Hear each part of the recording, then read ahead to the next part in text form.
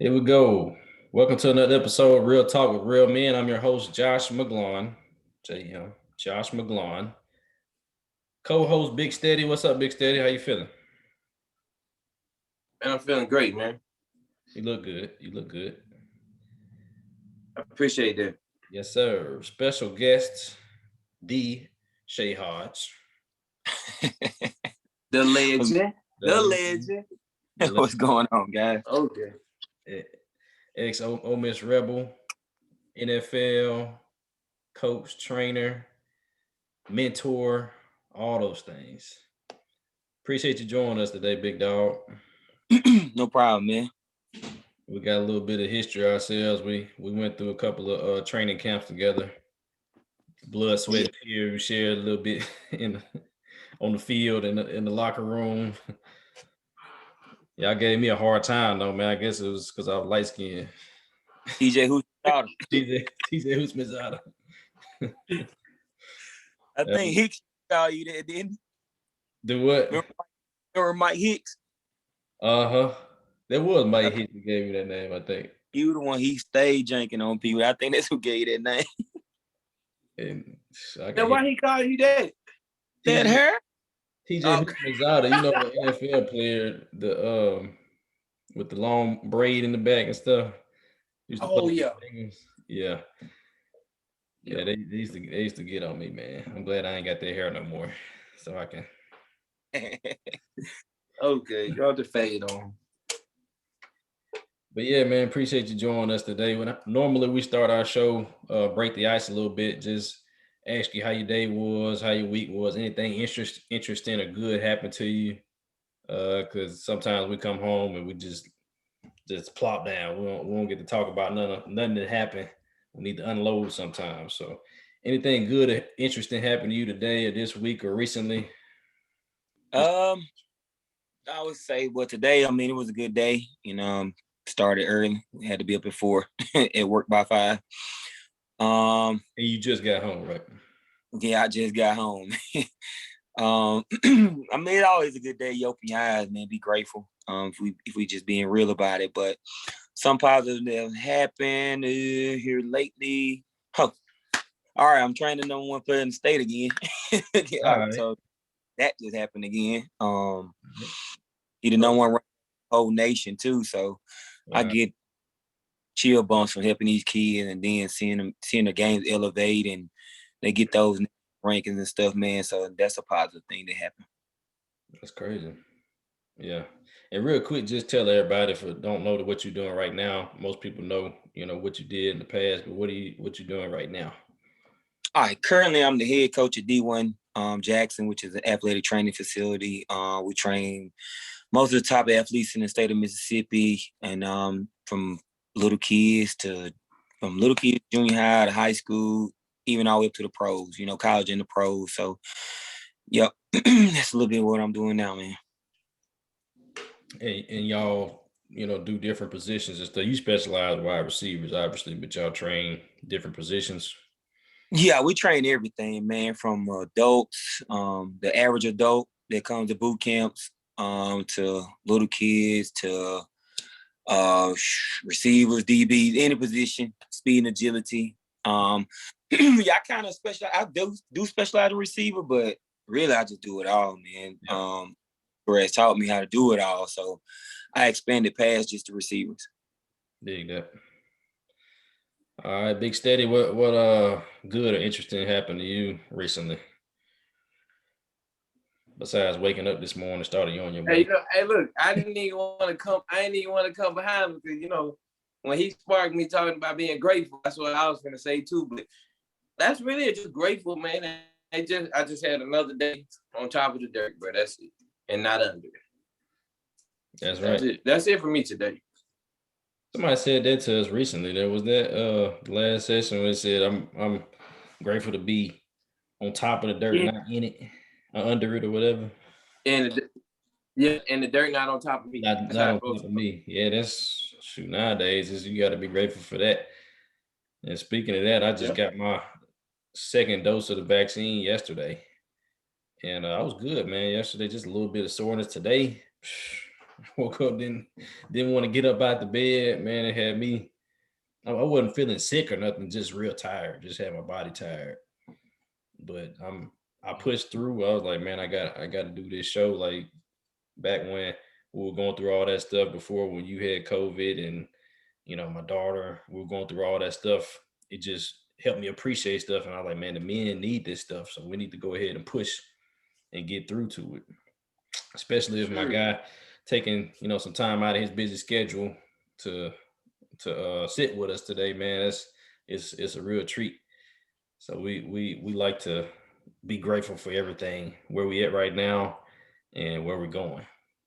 Hopefully we're going to great places. But today we're going to talk a little bit about the youth. You work with the youth, Shay.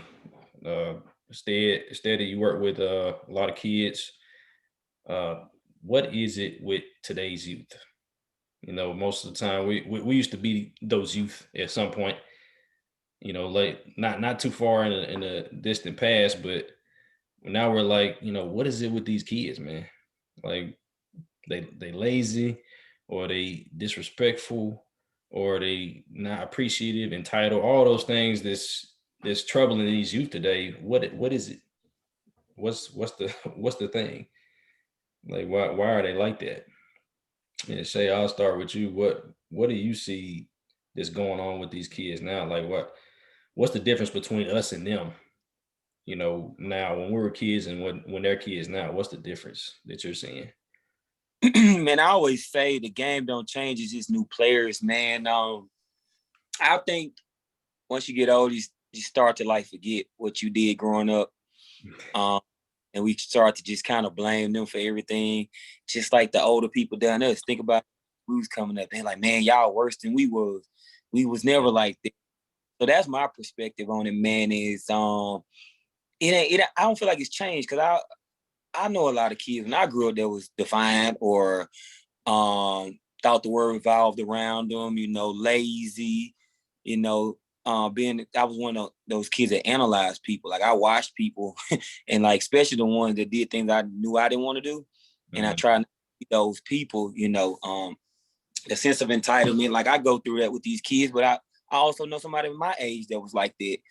And and here go a funny tidbit to it, man. There's some parents now that have kids that are really, really good. And that parent was really, really good. And some of them didn't make it. They didn't even make it through high school. And I see them talk about their kid like, man, he's so bad, or he this and that. And I'll be sitting there thinking like, dude, you did the same thing that they're doing at that same age, but I guess you forgot. That's true. I'm talking about like one of them is like, he got one of them parents, like one of the top players in the state, in the nation, actually. And his dad was really good too. And quote unquote, basically he didn't come to school, he didn't come to practice, he didn't do things, and now his son's starting to do it. He got two. One of them done it and got in trouble. He changed his ways after he's seen everything go away, get taken from him. Got sent out to school. And then now the other one, he's not as bad, but like he's starting to smell himself. He's got this rank. So now he don't want to come and do the things that got him there, And so I feel like it's, like I said, man, I'm gonna reiterate this. The game don't change. It just get new players. And I feel like as we get older, we just forget about what we did. Yeah. That's one of the reasons why I work with the youth, because I was one of those kids. Like I thought the world would revolve around me, not necessarily disrespecting coaches or people, but like if you disrespected me, I was gonna disrespect you, as a child, just like a child would do now.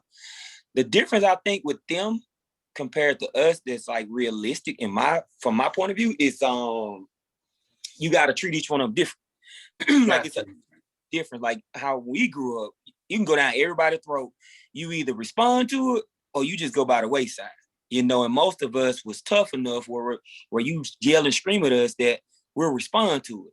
Nowadays, I actually got a best friend that's like this. If you yell at him, he shrivels up and he goes into like a shell. Like he don't want nobody to do him like that. and when I never understood him as a child, because coaches would yell at me and I'm like, I'm gonna respond. My eyes gonna get big and I'm gonna respond. He was totally different, but he was very talented. And so I was like, man, what is that? Like, there gotta be something. He can't be the only one like that. And once I got older and I started reading books and learning from different coaches, man, I figured it out. This is the millenniums and the past those people. Like, you gotta learn them and learn what to respond to, or else you lose them. Like, they're gonna not like you, and you're gonna not like them. That's a child. You know, you trying to help this child become a good citizen. You know, everybody not gonna make it in balls. We know this now. Everybody not gonna make it in balls. So you're trying to make him into somebody, you know. And if you write him off just because he can't take some criticism, or you're yelling at him and stuff, then what are you doing? In the end, what are you doing? You just writing him off saying he gonna go to jail, or he ain't gonna be everybody else. You know, just like everybody else. So back to what we asked, man, I just don't see a big difference between them. That's like the only difference. But like all the other stuff, like being defined and we're revolve around them, entitlement and all growing up, and it ain't no different now from then to now. Yeah, I remember playing football in high school, man. I knew a lot more about the position of wide receiver because they moved me from quarterback to receiver, so I had to adjust. And my brother had played wide receiver in JUCO, and he taught me a lot of stuff. I hung around him when I was growing up, and he taught me a lot of stuff about wide receiver. So my coach didn't know nothing about wide receiver. I knew more than he did. So I felt like I was like, well, I know more than you. You can't tell me nothing. And looking back, I'm like, dang, I really gave dude a hard time. And I wasn't the top player in the state or nothing. There wasn't nobody looking at me. But at the same time, I felt like I smelled myself just because I was a teenager and I had a little confidence about myself. And I'm sure it's probably times 10 with some of the players you deal with when everybody's telling them they the best. And you can't really tell them nothing. Oh, well, you all washed up. You can't tell me nothing. The game ain't like it was. Well, it is the same. Yo, kids just different now. Just don't mean the game. My bad cutting in, but I don't really deal with it, man. Like, I get a lot of respect. I guess because it's still out there, you know, it's not that. But I do got a couple of them. Like, I got the number one player from last year in the state, number 7 receiver today. She got a little brother. And I tell them this all the time, like, you're not like your brother. Like, you got a big sense of entitlement. You feel like you're God's gift to me when it's the other, not necessarily I'm God's gift to him, but like, God put me here to help you. To try to tell me what you know, and like, you know just as much as me at times and stuff. And I'm like, see, if I the NFL, you telling me you've been to the NFL, the SEC, right. NFL, and he know all that. He know the records. He know being the first receiver. He know all of this. But he just been around people, I feel like, that's praise him too much.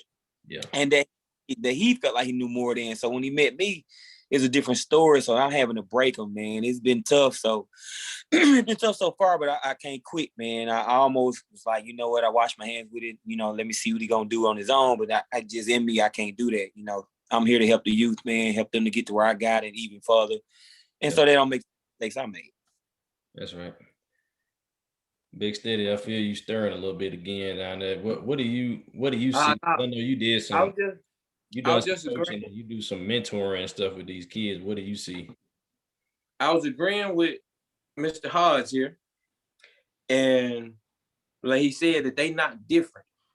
They're no different than we were. But how the world is today, the parenting we grew up under is not like the parenting now. So what they do now, like when he said that he got some that's number 7, but he had to break them down, it's because what's in you intimidates him. So he tried to use his things to try to big body you, but it's not gonna work. And like you said, you have to learn each one of them because he uses the number 7 to really hide everything that he's really dealing with, and he know that you see what he's hiding, and that's why you challenge him. He'll thank you for it in the long run, though. But the kids are the same. They are the same. They're just bolder, and they don't respect like we did, because we knew if they respect you right now, my mama gonna hear about it, and then if you don't slap me, they don't have to come back to you and apologize. They don't have that now, because when you say something about somebody's kid, they don't care if they wrong or right. They finna act a fool I learned this on the school bus. When I was driving the school bus, when I heard them kids cussing and acting how they was acting, I said, I sounded like that. Like you said, we forget. Yeah. But they reminded me. When I went around my mom, I did the same thing. So I said, y'all know what? I ain't gonna write y'all up for cussing because I was doing it. But we not gonna talk like that. So if y'all cuss, I'm gonna get out the bus and stop your mom. I'm gonna holler at your mom. And like you said, each one of them didn't take that. Like me, like I'm the opposite of your best friend. You got to yell at me to hear you. You can't be soft with me because if you soft, I ain't gonna pay you no attention. Right. But when you yell, I'm gonna be pissed. But I'm gonna be like, man, he yelling at me because he cared. Because my mama and them didn't. Yeah, I didn't have no male yelling at me growing up. It was just a woman. So I just heard a voice, just a soft, subtle voice. But like you said, you pick and choose how to pick with them, how to talk to them, and everybody different. And to wrap up my whole scenario, there's an underlying issue underneath the greatness, and you see it. That's why some of those ones that are so tough, because you've been where they've been and they know it, but they can't open up to tell you because that's being weak in real life now. Yeah. That's the difference between now. You got to be tough now. You can't be opened up because you're too weak. I'm 270. If I come there and be like, bro, I'm hurting, man. You know how they gonna look at me? They don't think I'm gonna be some weak something. But I'm gonna do that though because that's how I heal. Because I tried the liquor bottle, it didn't work. You see, I'm at the crib too right now, talking to y'all right now. It could have been something different. Who knows? But God had a different plan. Mm-hmm. And this was it. So I'm done. But yeah, he hit some very key notes, and he is absolutely right. They're no different from us. We just forget sometimes. That's it right there. That's right. Did I go too deep? No, you just right. Okay. You know, when it comes to the kids, it's different for me. My fault. I think you're just right. I think some of the coaches, teachers, mentors get it wrong sometimes because they think, well, you can't treat them differently. You can't treat them special. You know, every child is different. If anybody that got kids or multiple kids, they know that I got a 11-year-old girl, a 7-year-old girl, and a 4-year-old boy. I can't treat them all the same because they all different. They got different personalities. They respond to different things differently. Someone, if I raise my voice at one of them, they might shrivel up. Another one might, go do it. So it's all different. All the kids are different, man. They, like you said, they ain't much different than when we were that age. It's just the times. The times have changed, not the kids. Like that's the same. And sometimes, man, we forget that sometimes. We forget where we come from. The game. Hey, look, this episode should be called "The Game Never Changes, the Players Do." That sums it up right there. All right, let me type that in my notes. Yeah, that sums that up because he hit it on the head with that. That's right. What I like to know, you told me how rewarding it was. What's kind of the most difficult thing besides dealing with some of these kids that think they better than others? What's difficult about just working with the kids today in general? I would say, just like us, man, being hard-headed, having to be told the same thing over and over and over and over. Not realizing the importance of things, especially when someone's there that's being where you're trying to go. Mm-hmm. Certain being smart or dumb, but like certain, me, when I seen someone that's been somewhere I wanted to be or has gone somewhere I want to go, I would really tune into them. Like I would always pay attention to the small things of what they say and like retain it. I feel like I train and I feel like I'm telling the same thing over and over and over. So I don't know if that's a thing about the youth now. Because I'm like stands out today. I think that stands out with some of these kids today. Like they feel like they're smarter than we are, or they feel like they ain't got to hear what you're saying because they know it already, and they really don't. I see that a lot more with more kids more frequently. As I get it, it's not really just the kids as much as what the upbringing is at the house. Boom. That's what I think too, man. A lot of the parents now or like or younger. I ain't gonna say they're younger than in the past, but like there's more distractions now. I feel like social media, parents being on social media, not paying attention to their kids as much, their upbringings, having the one parent household. It takes a to raise a kid. People don't really believe it, like, but it's true. Kid can be as great as he want to be, but like he gonna have to get resources from different people. And I feel like a lot of people are reserved with their kids, don't want people to deal with them, for this reason or that reason. When, as I say, it takes a village to raise these kids, man. But overall, like I say, man, I don't know, man. It all goes back to the same thing with me when we talk about this stuff. Like it's like the same stuff I see now, the same stuff I seen as a kid. Like I would see this guy get in trouble. Like we had some really bad kids in Morton. Like I grew up with some really bad. You knew who I grew up with, you be like, dang, you really made it out of there? You would really be like, they're like fighting every day. I'm talking about like some stealing school buses. I'm talking about some bad stuff. School bus. School bus, man. Like, bro, school bus. I've seen it. And like, I'm like, bro. So, just like then it was hard to get through this. Just like, it's this way put it. Certain people are just not going to make it. Certain people got to go, it's two roads. One of them got to go this way, which is the right way. And then some of them got to go the other way. And it's just the test of life, I guess you would call it, man. And it's hard to see it. And we kind of harp on the ones that don't make it and make it like it's bigger than what it is sometimes. But it's like kind of like real life, as adults.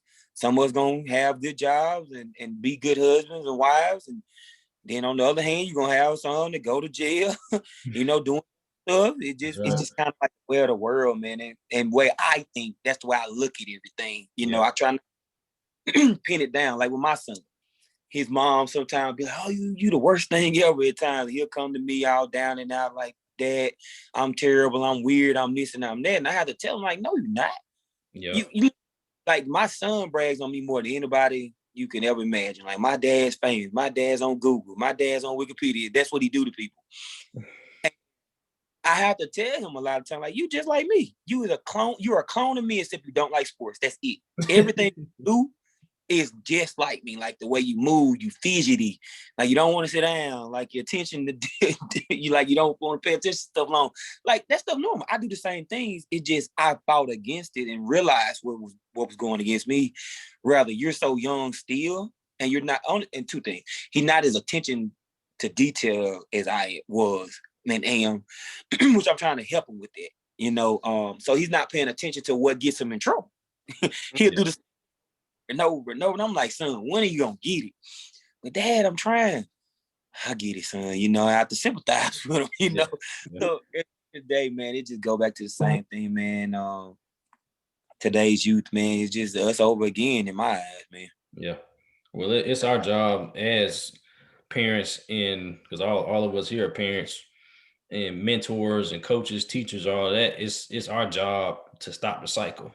I've always preached that in all that I do when I when I talk at speak at protests, or I speak to youth, or if I'm just talking amongst people. We got to stop the cycle, because the way the world is going right now, instead he said it start right here. Right.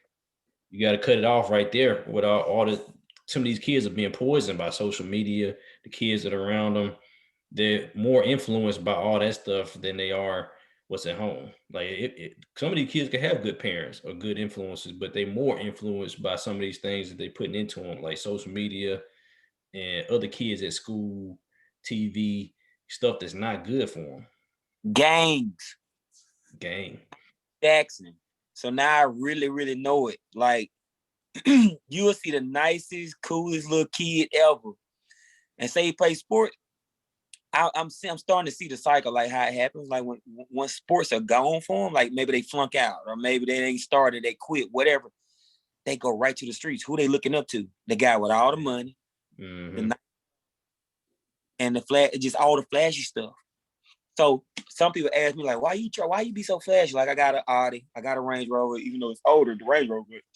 I got those things and I'm a coach. I do that on purpose because I want them to look at me and say, man, dang, he got a regular job. You gotta compete with the game. Jordan, he keep on the chains and stuff I want to wear. He got the car I want. So now he looks at that lifestyle like, dang, I can make a living doing that rather than going and being influenced by the streets. And they're getting it the illegal way. And you're not going to see those people long. I don't think you're going to be seeing it free such and such, free such and such. But who was telling such to do that? Exactly. That's it. That pisses me off. I'm not indulging in no free nothing because what was we at when I'm watching you do what you do and don't say nothing. Right. So that's what that hit a nerve right there. That's a part of the cycle though. That's how it happens. Yeah. We gotta be we were talking about that fork earlier. We gotta be that person at that fork to tell them, no, don't go that way. It's a better way to go. You can still get what you see and what you want, but you know, ain't no such thing as easy. That easy money, it come fast, but it go fast. Okay. You up dead in jail, or worse. You know, all those things make your life go down the wrong road. But if you say, hey, you know, you still can get all this stuff that you want, you just gotta work for it. Just like everybody else, just like we did. And that's how I was taught. I know. I was taught work for everything you got. You know, I didn't lack anything growing up, but I had to work for everything that I earned. Everything that I had, man, I was taught. And I'm trying to teach my kids that. They don't be listening sometimes, but I try to teach them. Right. But you said that. They hear you. They just ain't gonna let you know right now. Yeah. Just keep pounding. I still keep the faith, man. I keep it because it gives me hope when my daughter comes to me and say, hey, I remember in second grade when you stayed on me hard about my reading, stayed on me hard about my grades, and she made it through. Yeah. And it boosted her confidence. She's been totally different since then. You know, she still talk back, but her confidence has been built up. I'd rather you talk back to me with confidence than shrivel up, because this world will spit you out, man. It'll chew up and spit you out if you ain't got no confidence. And that's another thing wrong with the kids. People there for them, and then they leave. And when they open up, and then when they give you everything, you just leave. Like when I say that, I've been there. Finally just let somebody in, and then they gone. And then everything else, like how do I let somebody else in and you just did this? So like he said, go to the street. I've seen very highly athletic people make $20,000 in 10, 15 minutes, lose it in 5, and locked up for 10, 15 years. Because like he said, once the sports gone, and they wasn't even street people, as we would call, as the streets called. They wasn't even street inclined. But the fact that they took them in, they pretended to be something so long that they became. So I just try my best. When you get to that fork, I can't make you do nothing. I can take you to the water, but I can't make you drink. That's right. So I be as transparent as I can to let you know that you can make it out of this.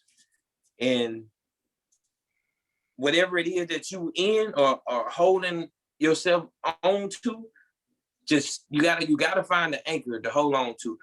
I know this probably in a question, but I mean it's not on the paper, but I'm gonna ask you, Mr. Hodge, what was your anchor? What's your mind? Your anchor to drive from the beginning to now. What was your anchor? From my childhood all the way up? Yeah, what was your focal point to make it? Oh man, honestly, man, I don't know. I just always been like that. I guess when I seen it, because I was a basketball player. I guess when I seen a basketball. Oh, okay. I think I get it from my mama too. She's just ambitious like that, and I don't know. I just always want to be different. I don't know. Like I was that kid that like from when I started to remember stuff, like 3, 4 years old, somewhere over there. I just remember a ball, like a basketball, and I was watching TV and all the time, and I was going to my little Fisher Price goal, and then my mom got me the small goal. And I was like, man, I'm gonna make it. I was like that dude on any of the guys, the professional athletes that tell you the stories about why they did what they did. Mm-hmm. It was in me, man. It was like, man, I'm gonna play ball. I thought it was gonna be basketball. I'm gonna play ball, and I'm not gonna go JUCO, and I'm gonna have good grades. I'm just gonna be different than everybody that's around me because a lot of my influence around me were bad. But for some reason, I didn't steer that way, man. I guess my focus in ball, I gotta blame it on ball. That I just wanted to make it, man. And then also there was people, for sure, it was people just like us, like mentors. I'm actually gonna shout them out on Facebook probably tomorrow. It was a nice handful of people that just seen me as a kid, man. They just, cause I had a very bad, I ain't gonna say a bad attitude. I had a very, I'm very passionate. Like I don't like to lose, and I don't care what it is. We spin on the ground, whatever it is. I don't care. If we talking and you talking about me, I want to win that too. So I'm gonna make you something fight. Okay. I'm gonna want to win the fight too. So that's just how I'm built. Like, period, which it hurts me now in that I'm grown because you don't supposed to compare yourself. So when you start comparing yourself, you make yourself unhappy. If you ain't got whatever somebody else got, and I always felt like I have everything and just realizing like that's not real life. That's not sports no more, Shay. You got to be in real life. But back to the topic, like, yeah, it's just my thing, man. It was just something in me, man. I praise my mom about it, even though we didn't have the best relationship growing up, but like, as I see, she had us, 18, 20, and 23. And to see her, raise us. And then she went back to school after we was all grown, got an LPN. Then she went right back and got a RN. This woman 50. You feel me? She thriving. So I look at it, I look at a lot of characteristics I don't like that she has because we bump it. But then I look at that quality, the good qualities too. I'm not just a biased person. Be like, oh, ain't nobody all bad. So now that I'm grown, I'm like, dang, I see where I get it from now. She'll go getter, like, just like anybody else, mama. That go getter. They ain't gonna let us go without. And now that I praise that too, because I grew up, I thought we were rich. I ain't gonna lie to you. All right. Now, and I look at the jobs she had, and I'm looking at what they pay, and I'm like, dang, how mama make that happen with 3 kids? Yeah. She gave us a dad, a stepdad, growing up and stuff. So anyway, I blame my mom, man. She just a go-getter, and I think I just got it from her, man. She was my will and way to get to where I got. That's a parent's responsibility, though, to give the kids either what they didn't have or what they deserve, what they need. Not for them to say they got something, or for them to realize that they taken care of. Because when I was growing up, my parents, they good now, but when I was growing up, we ain't have we shop at the thrift store for clothes and shoes. But you couldn't tell me I ain't had nothing though. All the kids at school thought I was rich. You couldn't say nothing because they didn't build a big house until after I was freaking in middle school or something. So I grew up without some stuff too. Everybody think that, oh, Josh is rich and he got all these things, and I used to think the same things, just like you. But the parents was grinding, man. They were grinding to have something better, and that's what we all doing now. We're grinding to have something better than we had, and I think that's gonna separate a lot of these kids that could have fallen through the cracks, or some of our kids that's gonna make it, whatever they do, sports or doctors or lawyers or whatever they end up doing. We gonna be that catalyst, that anchor for them. For one, you gotta have faith. 2, you gotta have, a village, like you said. You gotta have people that's gonna tell them kids, oh, you got a better option to go this way. And some of those villages are not good villages. Some of these kids get raised by the streets, the ones that fall through. And that's just how it is sometimes. You can't save them all. But we do all we can to save them, to show them that there's a better option. And I hope that these kids is listening. There's some young people that listen to this show, and there's some adults that listen to this show. The adults, you can be that catalyst for these kids. Show them what it's like, not necessarily just to have nice things, but to be a good person. Because that's the difference today in this society where things are going so bad. Like Black people getting shot every day, getting killed every day. And it's such division racially and all these other things. We got to make sure that we are being a good example for these kids, not just showing them how to rise up and be angry, but to be strategic in everything that they do. And the key is listen to these people. You may not like what they hear sometimes, but if it feels right, chances it already is.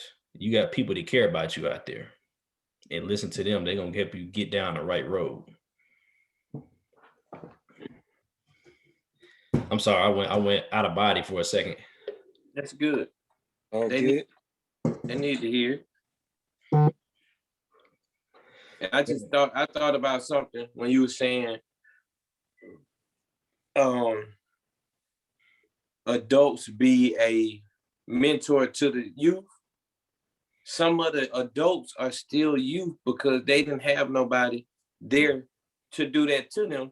And that be some of the reason that the kids act how they act, because they never got that space mended in their heart. Mm-hmm. And that's why it's hard for them to listen to.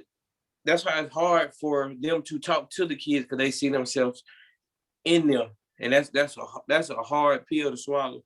Like you asked the question, what is the hardest thing for you while you mentor? My hardest thing is when I know that they're not gonna change. That's the hardest. Mm-hmm. That's the hardest one.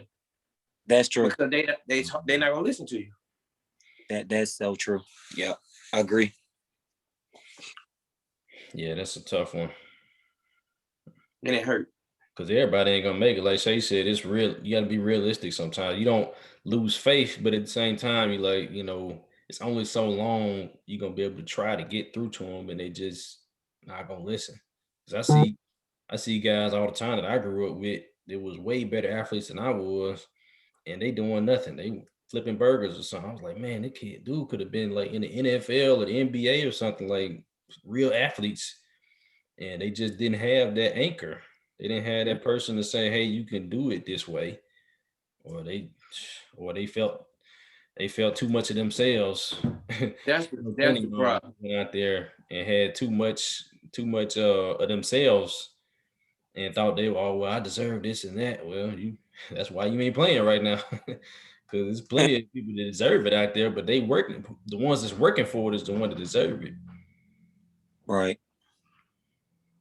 Shoot, I was freaking walk on out there, man. I ain't gonna say I deserve to be out there with them, but I had as much physical. Why you did? As some people. Why you did? Why you did? I ain't had no scholarship. Don't small talk yourself on here. No, my cousin was the truth, and that's what it's gonna be to the end. Yeah, but that actually bothered me for a long time, because I felt like, man, I could have done this, I could have done that, because I held myself back sometimes because I felt like they weren't gonna really give me a chance because I was a walk-on. But at the same time, that's reality, man. Yeah, I had to let it go because it wasn't for me anyway. It wasn't for me to go to the NFL. That wasn't what I was meant to do. Yep. I enjoyed it while I was there. I had got a lot of memories from that. Some of the best days of your life, man. Best days of your life. Coach Nut.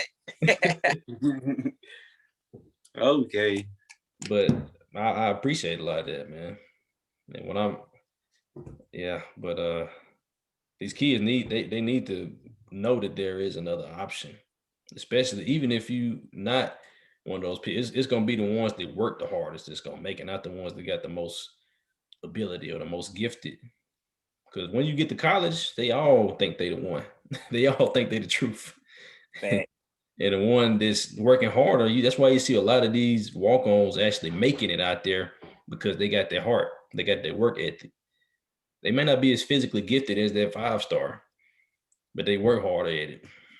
What Coach Nut, you say that Garnett Hart. I just texted him that this morning. Garnett, oh yeah, Kevin Garnett, man. Kevin Garnett right here. Got headache, Garnett Hart, baby. Boy, that dude has some energy, man. Man, well, he has some saying. Run through a brick wall. Facts. Coach O did too, but he make it the other way around. He make you run through a brick wall because he had to get that drill sergeant out of him, man. They look like when I went back and talked to him, man, you'd be amazed. That man crying and everything, bro. He changed. He still do it a little bit, But like how he used to do it, he don't do all that no more. Yeah, I can tell he different. I can tell he different now. But man, when I see him out there competing, I was hurting for him this past season. But I mean, when you lose half, your whole team that was starters and like all your main players, you got to rebuild. But when Right. won that national championship, man, I felt so happy for him. Thanks, same here. Big Steady, what you got, man? Oh man, I'm just listening. I'm listening to y'all. I'm just here. The old war stories. Yeah. I remember the number one play I remember with Shay Hodge is the Florida game down in the swamp. Right. I think that's the one where you ran down the sideline with like from the other end. 70 yards or something. 86 yards. Yep. 86. Yep. I'm sorry, I don't want short you. Hey, put some respect on it. Put some respect on that, Mr. Johnson. 86. My bad. I should have Googled it first. Hey, look, that's why I told you from the other end. Yeah, I think it was from the 86. Well, y'all at the 10 or 13. I can't count. It was one of them. It was because it was out there. It was in the red zone. 14. I think the 14-yard line. Yeah, that'd be the first. Yeah, it was close. But I remember I got kind of emotional too. Like when we went to the Cotton Bowl, I remember in it. I feel like Shay didn't get as much respect as he should have because it was Mike Wallace getting the shine and all that. And I was Dexter. Oh, it was Dex. Yeah, Dex got the shine. But I'm thinking about why. I was gonna say, hold up, that was the Deuce. Yeah, Dex did. They was on his jock hard though. Me and Mike got overshadowed by Dex. I mean, he was a great player though. He was a great player. Yeah, he was physical, but I felt like, man, when I still remember to this day like it was yesterday. I said, man, no matter what anybody else say, I feel like you the best. You the greatest. You will. And I'm not saying that because you on here. When I say I'm diehard Ole Miss, I said like I'm trying to see who you was before somebody came out. What's the boy name from Alabama, man? Devontae Smith. He had the Falcons. That's who you reminded me of. You was him before he was him. Julio. Like when you break out, like I don't care who was on you, you was moving. You always had that little towel hang. Some game, one game. I mean, half the time your spat was on. Your spat. Hey, I'm real deal. He had the size, he had the hands. They ain't too much finna catch no. He ain't finna drop no ball. Good routes, all the way around. He ain't run no 4.2 like Mike Wallace, but Mike Wallace couldn't catch a cold. Hey, okay. And we're gonna be real. We come back to the ball. He struggled a little bit, but yeah, man. Political. That's a political response. I debate who the best one ever and all that stuff. I'm like, if y'all understood the dynamics I had to play with compared to the dynamics of like, it's no knock on them, but like Dante and Laquan and AJ, DK didn't quite put up stats because he got hurt a few years. But anyway, those guys played in all them passing systems, 70-30. I'm playing in the 60-40 with Dexter getting it 30 times a game, even at receiver. Right. So y'all got to look at what I done. That's right. What the dynamics was on that team. When you can hit as many yards as you did, with you got to catch it every time he throw it to you because he ain't gonna throw it. Let's target. Right. Good old days, man. Good old days, man. I loved it back then, man, but I don't miss them workouts though. I try to prep for them summer workout. I'm like, bro, they ain't saying everything I want to hear right now. Just wait till the summer comes. It's gonna be so bad that you're gonna lay on the ground in the locker room and say, man, do I even want to play What am I doing right now? Like, is this worth it? It's bad. I was talking to my brother the other day when he played at ICC, and he played wide receiver and kickoff and all that. And he said the moment he realized he didn't want to play football no more, because he was a baseball player too, real good baseball player. And he said the moment he realized he didn't want to play no more was on, I think it was a kickoff or something. So he 5'8" or 5'7", 5'8", 175, running down, hitting anybody. So you run into this dude that used to play that was a transfer from Auburn. I don't remember the guy's name, but he said it was a hard hit both ways. But when I made it back to the huddle, I was like, I ain't supposed to be here. I don't want to play football no more. And the coach he said, what? What am I doing here? I'm 5'8", 170. I don't got no business out here. He said, get out my huddle. And that's a hit right there, boy. That's tough. He said, I ain't got no business out here. He bring the wood, but when you get hit by certain people, it make you think about your life a couple times. You're like, nah, my baby, I should be doing something else. Right. It ain't for everybody. Well, nowadays they don't even let you get hit no more. They blow the whistle, throw flags and crap, throw kids out the game. It ain't like that part of the game ain't like it was. Back to what he said. They got to realize the dynamics he played in. That's right. It ain't like you couldn't touch them. Y'all was really getting hit. Y'all was really blocking without a flag. Now, man, if you breathe wrong, that's 15. Kids How in the world do I go downhill and not use my head in some type of form? I'm just supposed to think to keep my head over here. That's hard. You're supposed to 2-hand touch them is what's supposed to happen.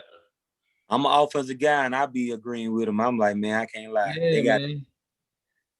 I can understand throwing a flag sometimes or a penalty if you spearing or if you definitely hitting them in the neck and head and all that, but kicking them out the game, I think that's. Yeah, I don't like that either. I don't think that's right, man, because a kid could really hit somebody. It's a good form tackle, but they call it targeting, and you get kicked out for the rest of the game. I don't appreciate that. I don't like it. Yeah, I don't either. It is what it is. Some of the targets be real targets, like the dude that hit the boy that hit that.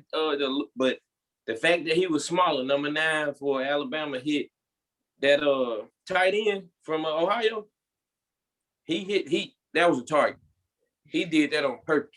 But I'm gonna be like them ones where they running at him, and the offensive guy make like move a certain type of way, and it in the head like that shouldn't be it. You can't do that. I mean, you finna hit somebody and then they move.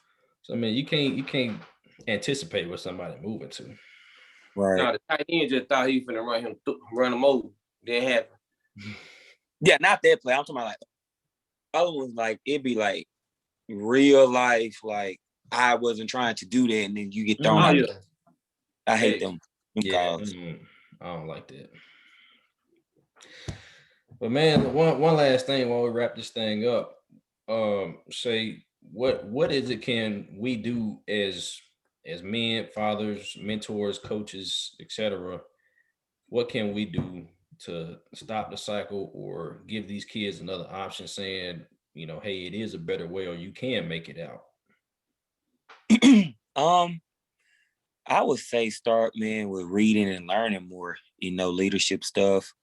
How to handle certain situations, like, educating ourselves as adults so that we can pour into the kids even more. Because even though we think we know the way, there's still always a lot of effective leadership ways out there that I'm learning now. When I became a head coach, that's one of the first things I wanted to do was learn better leadership, because I always had been a great player, but I never really won anything like as a team.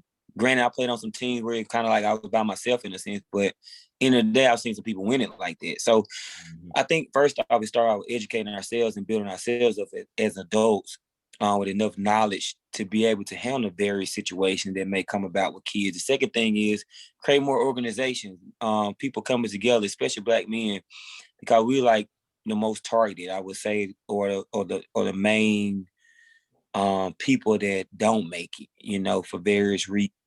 Feel like it's more against us. As you watch the news and things, scared of being pulled over. I had a traffic stop the other day and I was scared to death. Didn't want to move. He think I'm scared of him. Like, yeah, I'm scared you're gonna kill me. So I would say just create more coming together, putting money together for organization, like how we got the Voted Dreamers, which is a 7-on-7 team, but it's also a whole program where we're trying to build young men. To make the team, yeah, you got to be really good, but we pick a few that we just, we know they may not be as good as the other ones, but we want to help, help them build them as a man. We got mentorship, we got the spiritual religion part of it. We got ACT prep, academic prep, them going through their classes and talking to the counselors, making sure they're clearinghouse, doing the clearinghouse, taking the ACT, how to write an email, how to do this, how to eat, how to dress for special occasions and things, just building a young man up. Life skills. There you go. Life skills, man. If y'all see that program, y'all be like amazed, man. So having more of those, it doesn't have to be per se with football. It can be just, hey, I'm just creating a organization. Hey, we came together, you and your cousin or whoever, a group of guys come together, some good men that's doing the right things and, pouring back into the kids, not just talking and saying things, but also showing action. Like DeMario Davis is like the most wonderful man on this earth to me right now. Yeah, I love dude, man. And the dude, amazing. He's mentoring me and not even knowing it. And we think we're doing it all for the kids. I'm watching him be a great husband. Yeah. I'm watching him preach. I'm watching him public speak. These are things that people want me to do. And I'm watching this man do it at a high level, man. And to see him come back, he's in the NFL. I know some other guys that do it. It's not many, but it's other guys do it. But I just don't believe they're doing it like this man doing it. Like you can feel when it's real. Right. It's real, man. And like just stuff like that, man. Like some cats at the schools. You're gonna have it's not many black teachers out there. So, coming together as a group, not trying to single out, like not have white people in it or other races, but like even it ain't gotta be racial. It could be like just getting a group of kids, creating an organization, getting a group of kids, or like doing something like on a Wednesday, like one of my coaches named Keith Houston that played at Ole Miss too. He does every Wednesday. He has a talk about leadership. He has a guest speaker that talks to his football team about leadership, because at the end of the day, yeah, they're going to be a part of a team, but are they learning things? Like, are they learning extra things? Are they hearing extra voices? Are they hearing from people that has made it and done things that get them the idea of, oh man, I can make it too? Because what you asked earlier, that was another thing that drove me, man. I seen people make it from where I'm from. I'm from Little Old Morton. Little Old Morton, I don't think we got 1,000 people in our town. And when Deuce made it, when Ty Pinkston made it, Rashad Anderson made it, this person made it, and I'm like, yeah, I can make it. Or young. So I'm like, okay, they from here. Shoot, what's different from me making it too? What's different between them and me? and I kept that thought, man. I kept that thought my whole life. Like, why not me? I remember Coach Frank used to say, why not us? Mm-hmm. I used to think as a child, like, why not me? Why I got to go to JUCO like everybody else? Why can't I go to a 4 university? Why can't I be one of the best players? Why can't I travel the nation like in basketball and be ranked in one of the top players in the nation? Why not me? That belief and that work ethic and you got to have a God-given, you got to have a God-given ability. But on top of that, it take that grit, that want to, that competitive nature, that the mentors, those people that's going to pour into you. And that's how we're going to change everything, man. That's how we're going to get through to the youth. That's people like us that's caring about the youth, who care about what they're doing and not just caring about making a lot of money and, oh, I got a lot of money. Oh, I can do this. Oh, I can do that. Oh, you broke. A lot of people that are hipping kids don't got a lot of money. They don't got everything that other people got, but they got a heart and they care. They care about humanity. That's key right there. Because there have been a lot of times I get talking about, oh man, he trying to do this and do that. That he got this, or he must be doing. Here you go. He must be doing it for this reason. It must be money involved in it. Mm-hmm. You understand? I ain't had no big time money since I've been out the league. I've been struggling. Well, I had struggled for a while, but now I've caught my wind. But nobody would know that because I don't tell it. Can I make it look good? But a lot of time, man, I'm taking from Peter to get to the kid. I'm taking from Paul to get to the kid. These kids need me. And who they gonna come to? Coach, man, I need some money, man. I need to get this. All right, I got you. I'm gonna figure out a way to get it.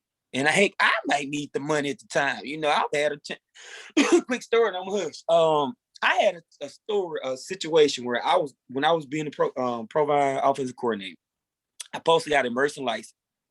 It fell through in January, June, July. It fell through in August, right when we about to start school, somewhere up in there. They come to me like, nah, we can't give it to you, blah, blah, blah, blah, blah. Now I'm panicking. I'm banking on this job to pay me, you know, this and that, this and that. So then I only get a $3,500 stipend instead of a $40,000 salary. So I had to go get a job being a runner at a law office. $9 an hour. I got a house, I got cars, I got child support, I got all this going on. And the kids still need him. You see where I'm going with this? It wasn't about it wasn't about me, man. They was like, okay, I can't just run out on this job. These kids, I'm built this over these kids. I gotta take this sacrifice. I fell behind, man, and I needed the money, but like he would ask me for it, and I really felt like he needed it for a good cop. Here, and I just go without. And just God came through and blessed me, man, where I got caught up on everything. And then I ended up getting a job at D1. Then I ended up getting the head coaching job right after that at the next school. And then it just went like that. And so it just go back to what you said about you going to the league or not. My whole life, I thought it was meant for me to be great, like be a great high school player, be a great college player, go to the NFL, have a 10 plus year career, be great in the NFL. But boom, that's where it was cut off. He let me taste it, but he didn't let me stay. You know, ain't no way I come out of Ole Miss hurt, break all the records, but I'm hurt and don't know it and everything. So I had to look at where God wanted me. And when I go where God wanted me to go, what I look back on, I'm like, dang, he blessed me, because it was a lot of situations. I'm like, man, I don't know how I'm gonna get out of this. I don't know how I'm gonna make this work. But when you obedient to God and do what he say, man, crazy things happen. You know, somebody came and blessed me with about $3,000 to catch me up on my rent out the blue. You feel me? So, you know, stuff like that. And so back to what we said, it's the people, man. It's gonna be the people, especially Black strong men, man, like us.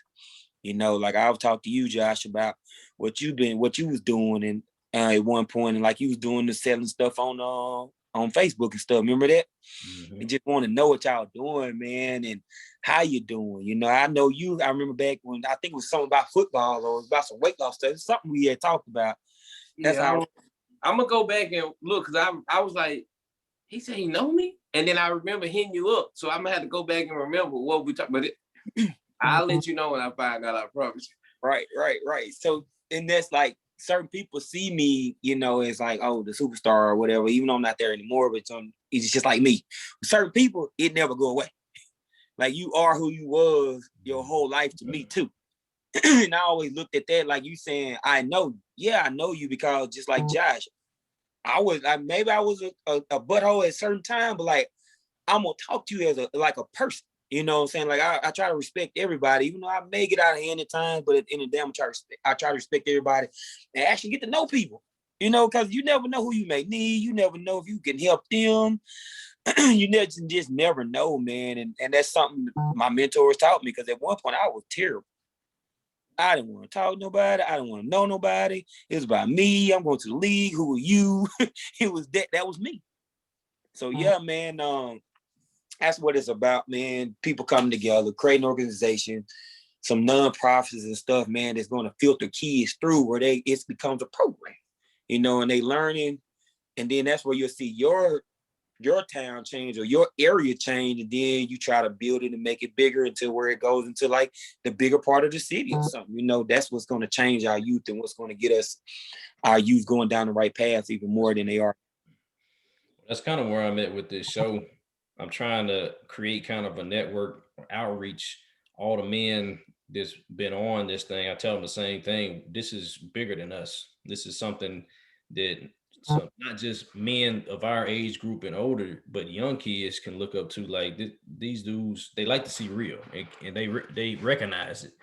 They see what's, you know, we taking the filters off. We're not just sugarcoating stuff for them. We're not telling them they the greatest. We're not telling them, oh, they the best you can make it, you know, playing this sport, that sport, but we tell them the real. You know, if you don't make it, this is an option. If you don't make it playing sports, this is an option for you. Or you really got to be a great man first, or a great young man, a great student. You got to be all these things before you're an athlete. And that's all we need. And the more we network and create these groups like this and these organizations, the more kids we can reach, and we can stop that cycle of kids not making it or kids thinking they have no other option than the streets. That's what this is for. And so I linked up with Steady Man on this thing, and he has taught me something. Even though I'm like a year older than him, he taught me some stuff in here. And we heal with each other. Men need to release and heal so we can and learn from each other so we can teach it to these kids. Right. And that's what you got, Big Steady. The final words are to you, sir. No, I'm just here. I'm just listening to y'all. I'm good. Y'all, like my great grandma used to say, everything's been said. I'm out the way. I'm out the way.